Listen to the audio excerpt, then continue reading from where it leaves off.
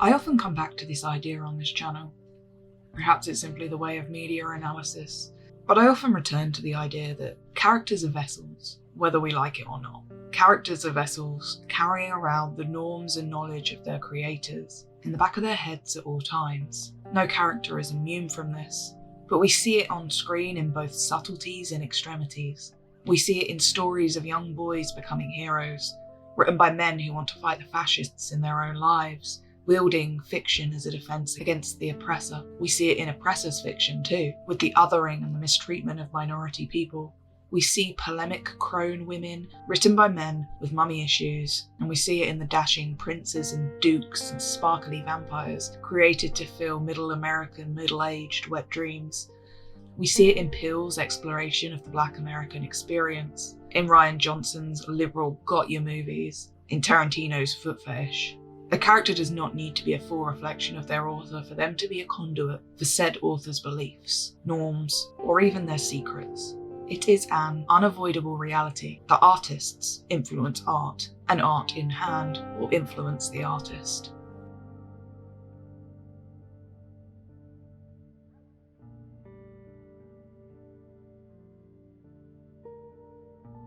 Hello, my name is Mage, and welcome to Black and White Thinking. This is episode 4 of my series discussing what I call bi tropes on screen, where we discuss repeating images associated with bi characters or bisexuality in television and sometimes a little film. Today's trope is one I have named, I hope helpfully, the mono switch. This is a character that should be bisexual, but isn't. Or they were, but weren't. We're going to be talking about characters who are portrayed as straight and then gay, even when they should be acknowledged as bisexual. This is not a character who identifies as straight, but is actually gay. These are characters who are bisexual in, action, but are straight then gay within the literal text. Characters who suffer from a bisexual kind of cognitive dissonance. Characters who are, without a shadow of a doubt, vessels for their creators' often misinformed understanding of bisexuality. So yeah, a character who goes from straight to gay without bisexuality being mentioned, even though they are clearly bisexual, having feelings, emotional and sexual, for more than one gender. Important to mention before we get into some examples of these tropes and further discuss its impact on the greater world of queer storytelling, is that I think it's important to note that for a lot of these characters, the concept of erasure will come up. If I discuss gay or lesbian characters actually being bisexual, am I taking away from gay and lesbian stories? I mean, no, not really, but it's still a discussion that could be had here. However, the point I want to make more broadly is that reality and fiction are not the same thing. For example, if a real life person identifies as straight until they are, say, 17, when they realise they are gay, their bisexuality would not be relevant, and it definitely would not be mine to discuss and dissect in this format. For a lot of the specific examples I want to use in this video, a wider conversation of authorial intent is perhaps required. I want to talk about the erasure of bisexuality because certain writers do not really believe it exists. This is not a video about stepping stone bisexuality or any potential dichotomy between monosexuality and bisexuality in the real world. Let me start the video heading back to the 90s with perhaps the most famous example of the mono switch that I have ever seen.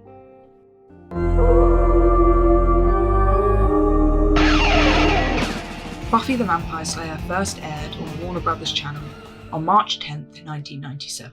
A reboot of a film that had come 5 years earlier, both written by Joss Whedon. Following the high school shenanigans of the titular Buffy Summers, played by Kick Me Please Sarah Michelle Gellar, a teenage vampire killer. With the help of a British professor and a ragtag Scooby gang, we follow Buffy as she learns what it means to be a monster hunter, falls in love with old men, and forms everlasting friendships. All the things you could expect from a supernatural show with teen leads.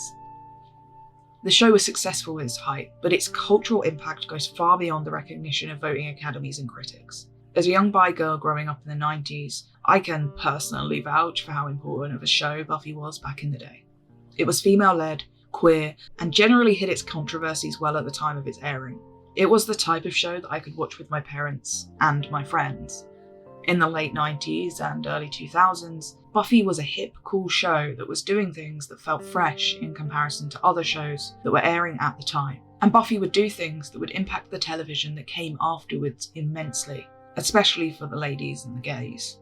That being said, the guy who created Buffy, Joss Whedon, is a tool. For so many reasons, and ironically for being a sexist, creepy bastard behind the scenes of Buffy for years is a big part of it. I want to talk about his relationship to bisexuality today though, and how this can be seen in his work, specifically in the way the character Willow came to be represented on screen, and spoke about off-screen. Side note, every single character I use as a case study in this video could, and might one day, have an entire video on their own, so I'll try not to get too distracted. Willow Rosenberg, played by Alison Hannigan, is Buffy's best friend, and the heart of the show in many ways. Smart, sweet, and kind of awkward, Willow was always a fan favourite. Throughout the first 3 seasons of Buffy, Willow is written as mostly straight, pursuing relationships with only men, boys, they are still teenagers at this point, and only seemingly attracted to men. She has a long-term relationship with a male character, Oz, who she is shown to love deeply and is physically attracted to. When you look at the show as a whole, actually, Willow and Oz's relationship is definitely one of the healthier ones. It doesn't last, however. Seth Green, who played Oz, left to do film stuff, and Oz became a werewolf, and the character disappears into the void. In season 4, when Willow and Buffy begin attending college, Willow meets a woman named Tara, who helps her pursue a hobby in Wiccan witchcraft, which it turns out Willow is pretty good at. This is also where we reach the meat and bones of our first example. Now, Willow and Tara meet, do metaphorical sex magic, and fall in love in very much the same vein as Willow falls for Oz. Being that this was happening at a time when representation for LGBT relationships on TV was lacking any sincerity, Willow's relationship with Tara was refreshing and important. Visual on a mainstream television show, and not simply there as a joke, the relationship was important to queer people back then, and it still is now. Even if Whedon's bullshit has tainted the show's reputation for the last few years, that fact doesn't change. Willow is, outside of all that however, a perfectly solid example of the trope I want to discuss in this video. Willow is a character presented as straight who then meets someone of the opposite sex, dates them, and is a lesbian, even though Willow, in all of her behaviours, is bisexual. And outside of the show, this has very much been a point of discussion for years, among the writers and among the audience and fandom. And the way Whedon wrote Willow was an obvious reaction to his understanding of queerness, female queerness at the time. In the 90s, it was very clear that he wanted to appeal to the supportive queer members of his audience. He clearly didn't want to alienate any lesbian fans the show had, and he had very little understanding of how bisexuality functioned in relation to queerness. Whedon, in the 90s, clearly didn't see a relationship between bisexuality and lesbianism. If anything, he saw bisexuality, Willow's bisexuality, as a threat to her being taken seriously as a queer character, and you'll see this recur a lot throughout my examples in this video. In his eyes, it seems that in order for his work to be taken seriously, bisexuality could not be allowed to taint it. If Willow was going to be gay, in his eyes, she needed to be full gay, in order for that representation to actually mean anything, which, yeah, is very 90s, and typical, unfortunately. Bisexuality is not often seen, but when it is seen as unserious. Whedon's own work through Buffy shows this. His own words do too. In 2002, whilst talking to The Advocate, after, spoiler, Tara's death, and perhaps the beginning of fandom resistance to the bury your gays trope, Whedon said the following whilst discussing whether or not Willow would ever consider dating men in the future. Well, if we do that now, we'll be burned alive, and possibly justifiably. We can't have Willow say, "Oh, I'm cured now, I can go back to cock." Willow is not going to be straddling that particular fence. She will just be gay. He continues to confirm my analysis of his earlier comments 20 years later. In a 2022 interview with Whedon, God knows why that was happening, but in 2022, Metro had the following to say after I assume they interviewed Whedon. They post it as an original quote, and they tend to be a fairly credible source, but I cannot find the original interview for the life of me, so make of that what you will. Anyway, the Metro quoted Whedon as saying, in relation to Willow's non-bisexual existence, "There are things that you just can't do, thanks to, I guess, society at the time. It was like, okay, well, you can't make Willow bi because you can't say this is a phase, because that's what people do to deny their existence. As I understand that quote to Metro, Whedon seems to be claiming that any earlier biphobia that occurred with Willow was the fault of society's biphobia and not his personal. That he wrote Willow as a lesbian because lesbians are often told that going back to a man can cure them, which is a valid point generally, but Whedon doesn't actually care about lesbians. He cares about himself. That was an important thing for people to see, but I wasn't thinking about them. As much as I wanted to make a feminist show, I really missed a lot of what was going to be important about the show. We just did it because we thought that was what you do. Secondly, his analysis of the situation not only negates his own personal responsibility as a writer, but also the whole goddamn point. Willow was not a lesbian. He wrote her that way, and by acknowledging the potential for her bisexuality back in the day, and basically backhandedly admitting decades later that he was miseducated about the whole thing, unfortunately secures Willow's story as one doused in biphobia, which ultimately sucks. Willow's story was important for LGBT people across the board. The biphobia surrounding the storyline can very much feel like a taint on something that matters, or at least mattered once upon a time. I would like to think the Willow story, the good and bad, exists as a sign of its time. The 90s were a disaster for bi people. However, moving into the next millennium, it didn't really get much better.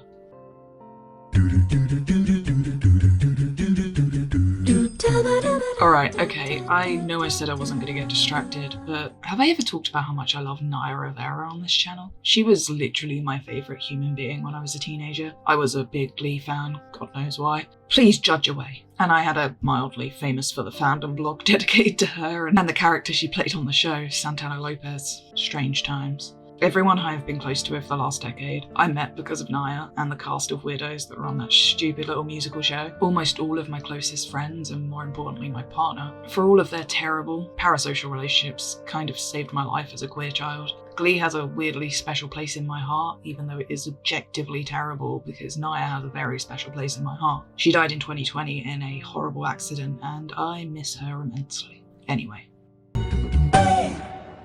Glee, created and written by Ian Brennan, Brad Falchuk, and the infamous Ryan Murphy, first aired in 2009 on Fox, and was received well, at least in the beginning. Glee is a musical dark comedy following the ups and downs of a high school glee club. Glee was, by all regards, a gay show. A messy show because gays are messy, but it was headed by a queer person, about queer people, for queer people. It was not a kind show, but it was definitely gay as hell. However, that queerness, it came in drabs. They did the gay thing, then the lesbian thing, then the trans thing. It never really did the bi thing, but we'll get into that. Glee liked to have its fingers in every pie, and Ryan Murphy, I cannot stress this enough, is a very strange little writer.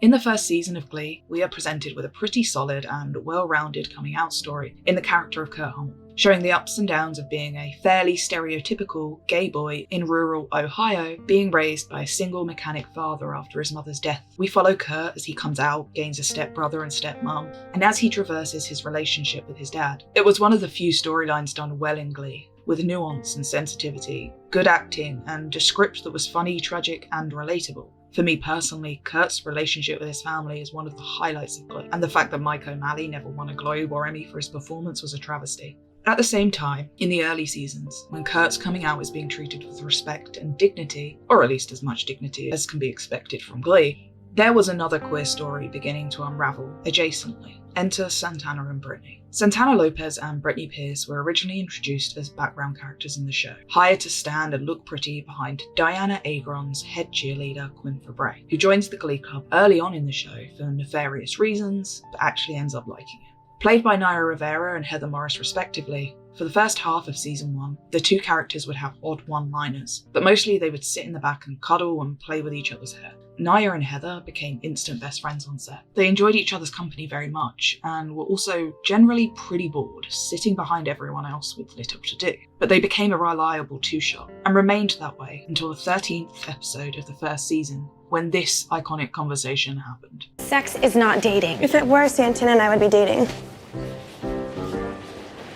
Look. And obviously this one remark made a lot of noise in the fandom, and with the audience generally. An offhanded biphobic comment, originally intended as a so-called joke, would actually begin the journey into sapphic representation on the show. In canon, the remark was ignored for another season. In the first season, outside of this comment, Brittany and Santana are both portrayed as slutty and what people used to call bi-curious. They are referenced as having sex with each other, but also with the boys who attend their school.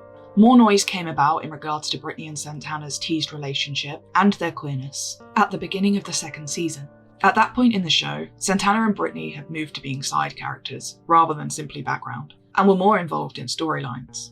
In episode 204 of Glee, we see Brittany and Santana actually being intimate for the first time. Although the writers at the time categorically stated that this was not an exploration of Santana or Brittany's sexuality, which feels a bit gaslighty, it was actually supposed to separate them. The writers' intention at the time was to use Santana's rejection of Brittany in this episode to lead them both down separate paths towards, well, heterosexuality. In this episode, in response to being rejected by Santana, Brittany sleeps with and begins a relationship with Artie, a boy in their Glee club, who she had barely spoken to before this. That, for Ryan particularly, was supposed to be the end of it, and any queer woman that felt maligned by the storyline was being ridiculous. To quote Ryan, "Well, we made two girls scissor, what more can we do for you?" Obviously, queer fandoms are rarely so easily soothed or quietened, and this was a big deal within Glee spaces at the time. Kurt was still being treated with the utmost respect, even if his actor wasn't, but that is another story for another day. Kurt was having his first kiss and being protected from bullying by his friends. At the same time, all of this biphobic nonsense was happening with Brittany and Santana. You'll have to take my word for a lot of this. I was there and very involved in the tweeting at Ryan Murphy brigade. But yeah, the queer women, girls really, of the fandom, led by AfterEllen.com, would not let this one die. That being said, the Glee fandom was also actively biphobic, and they were not looking for a bi storyline for either Brittany or Santana. They wanted lesbian representation in the show. This demand for lesbian representation was loud, and eventually one of the writers, Brad Falchuk, now married to Gwyneth Paltrow, began to listen. He would lead the call for Santana to be written as queer, and Ryan Murphy would let him. It was around season 2 and season 3 of Glee that Ryan Murphy started to take more of a back seat because he was starting American Horror Story, which is definitely worth noting. Here is also where the biphobia really ramps up. So once the writers of the show decided to give in and give the fans a queer female character, a decision was made to make Santana a lesbian, even though she was portrayed as bi well into season 2, almost to season 3. Yeah, I mean, who knows? I'm attracted to girls and I'm attracted to guys. Brittany would continue to be portrayed as bi, but she would never get to say the word. And for the Glee writers, this meant that Santana was now a fully fledged member of the LGBT community, whereas Brittany was just a slut. Murphy himself commented on this in a very Whedon-esque way to TV Line in 2011, post Santana confessing to Brittany that she was in love with her in episode 215. The thing we are not going to be doing is something I would feel is disingenuous. Santana being like, "Oh, I'm going to try sleeping with boys again." No. Santana is now officially a lesbian, and will be dealing with it as Kurt did. When he was asked in the same interview about Brittany and Santana's potential as a couple at the time, he continued with the biphobia and said, "Well, Brittany with a couple of wine coolers in her is good to go, so never say never, but we haven't really worked that out yet. All I can say is that we will be true to Santana's sexuality." Fuck Brittany's though, right?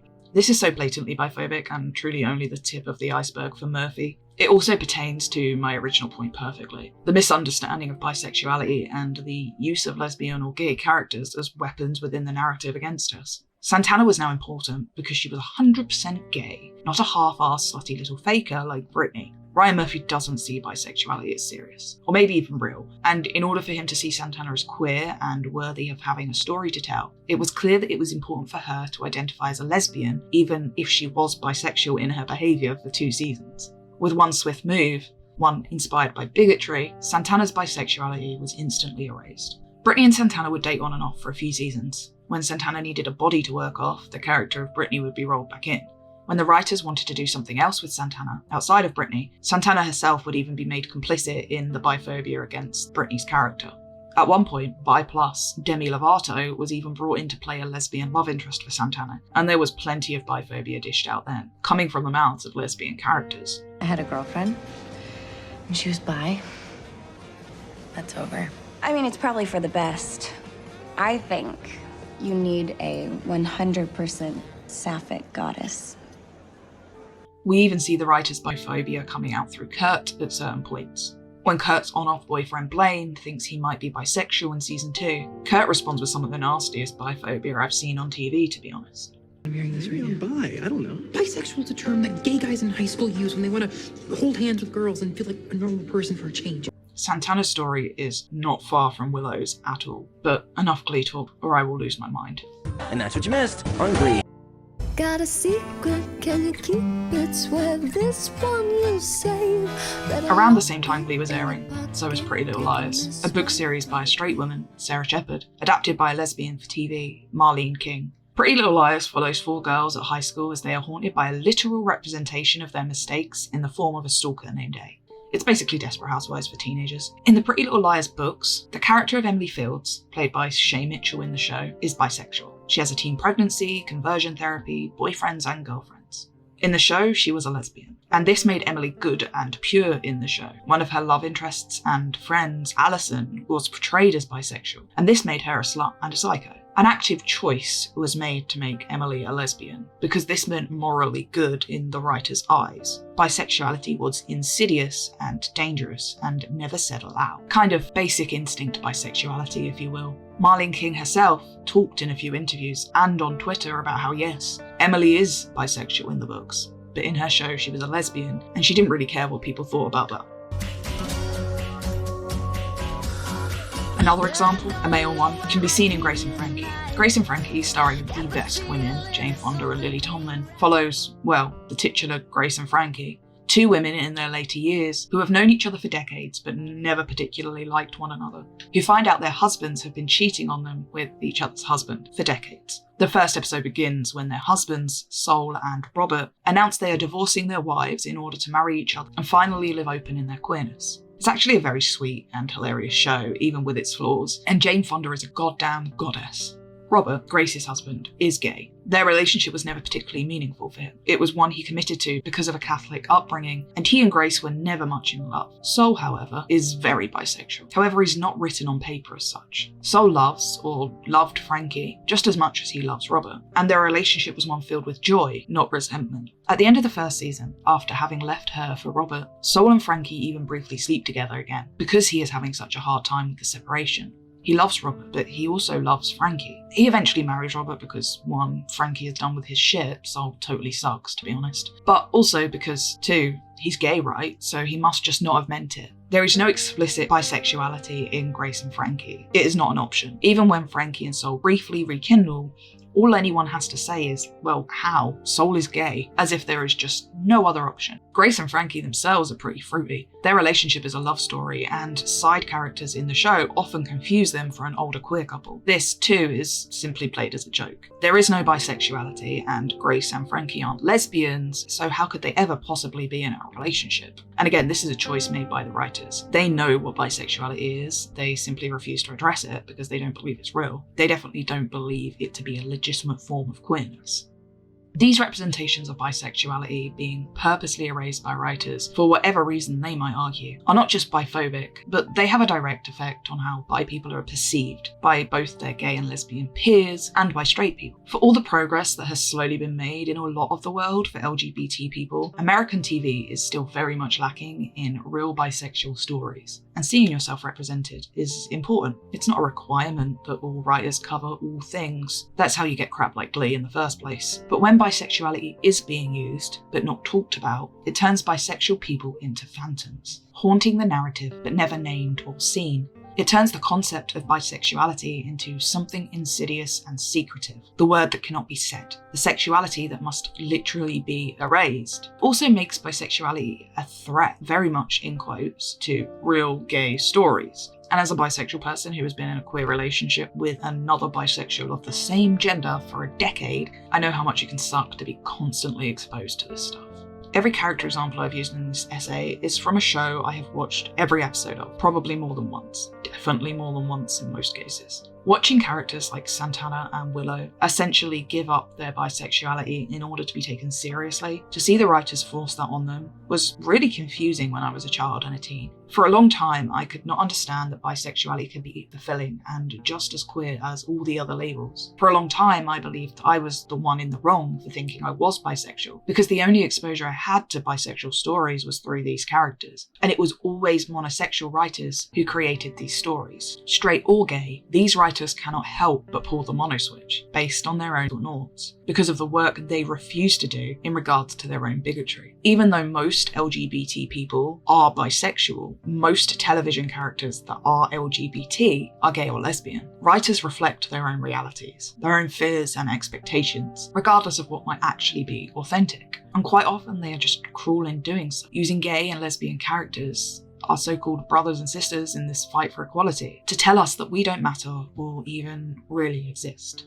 The mono switch is very rarely a misstep, but more often a direct attack on bisexuality on screen and in stories. It is the purposeful erasure of that which makes writers uncomfortable. In the same way Lena Dunham liked to pretend black people didn't exist in New York in Girls, Ryan Murphy does the same with bisexuality in Glee. A show once labelled as the gayest show on earth, and it all comes back down to the invisibility of bisexuality, and how monosexuals render bisexuality invisible on purpose because they don't want to address their own feelings on the topic. They don't understand bisexuality, it makes them uncomfortable, yet they are still obsessed with it enough to need to degrade it. If anything's insidious, it's not bisexuality, it's the use of these characters to demean bisexuality.